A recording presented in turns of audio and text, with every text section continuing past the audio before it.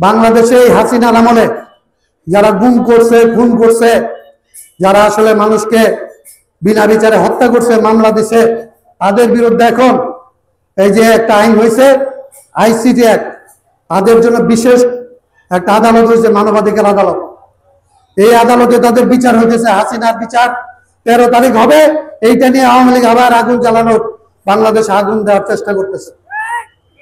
এই আগুন ভোটদের বলতে চাই, বাংলাদেশে আর আগুন দেওয়ার ভয় দেখেন না। আপনারা গুলি করার ভয় দেখাইছিলেন, আমাদের ছেলেরা বুক পাইতে দিয়ে দেখাইছে যে গুলিরে আমাদের দেশের ছেলেরা ভয় পায় না।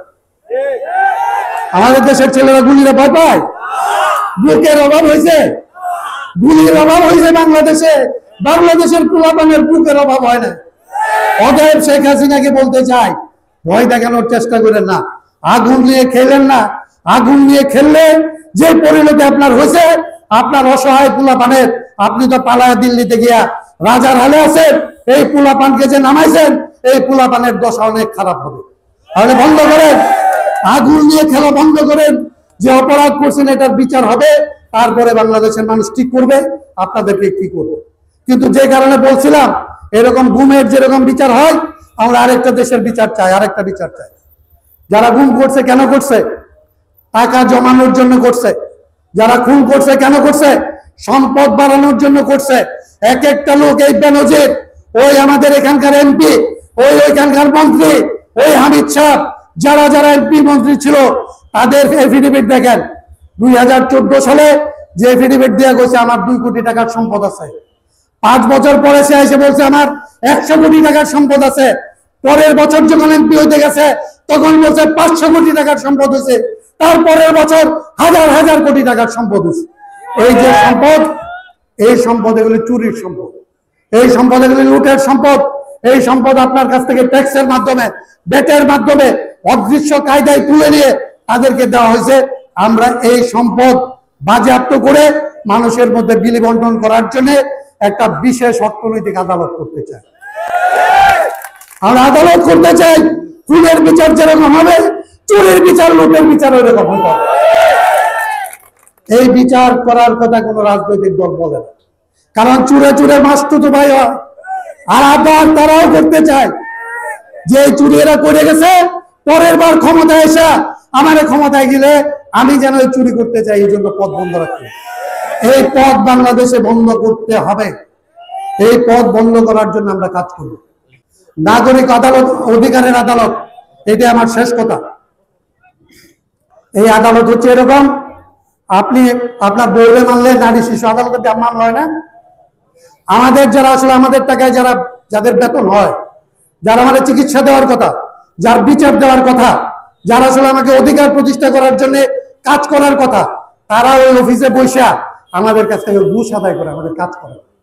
ওই আদালত লাগবে নাগরিক অধিকারের আদালত, যে আমার যে কাজ করার জন্য ওরা দায়িত্বপ্রাপ্ত, এই দায়িত্ব যদি পালন না করে আমি টিএনও সাহেবের নামে মামলা করব, ওসি সাহেবের নামে মামলা করব, ডাক্তার সাহেবের নামে মামলা করব।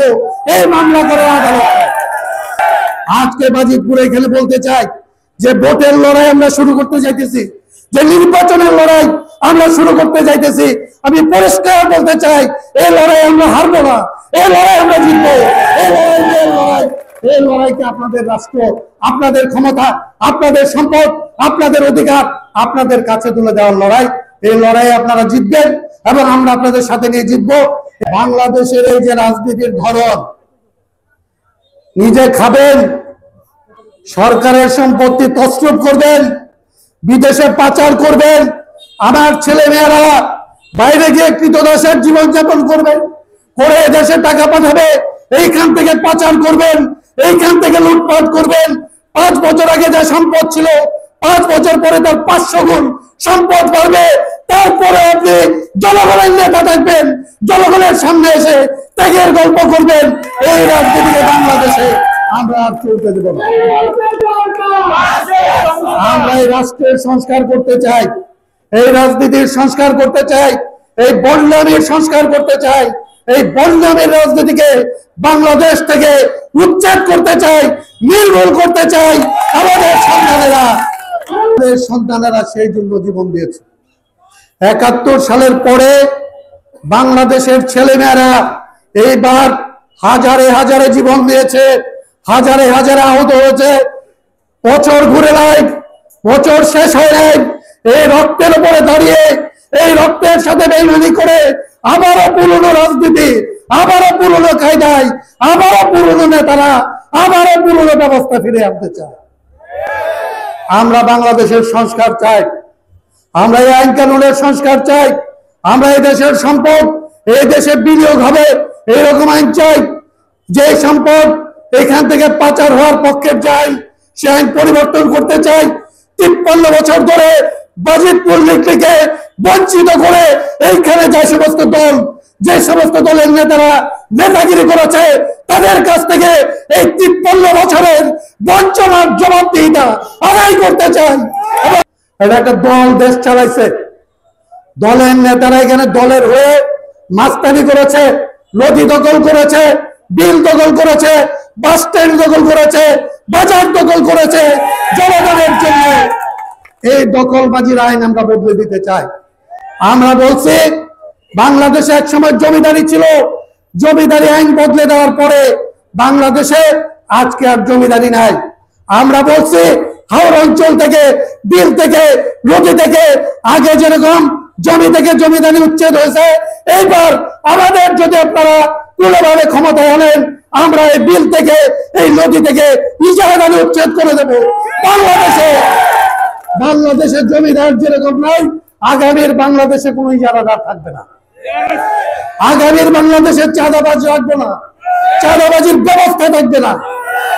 বাংলাদেশে যদি আমাদেরকে আইন করার সুযোগ দেন, বাংলাদেশকে যদি আমাদের আইন বানানোর জন্য ওই আইন সভায় আপনারা আমাদের পাঠান, আমরা বাংলাদেশের আইন এমন মাত্রায় পরিবর্তন করব যে 53 বছরে যে বাংলাদেশ ছিল সেই বাংলাদেশ নতুন বাংলাদেশে রূপান্তরিত হবে।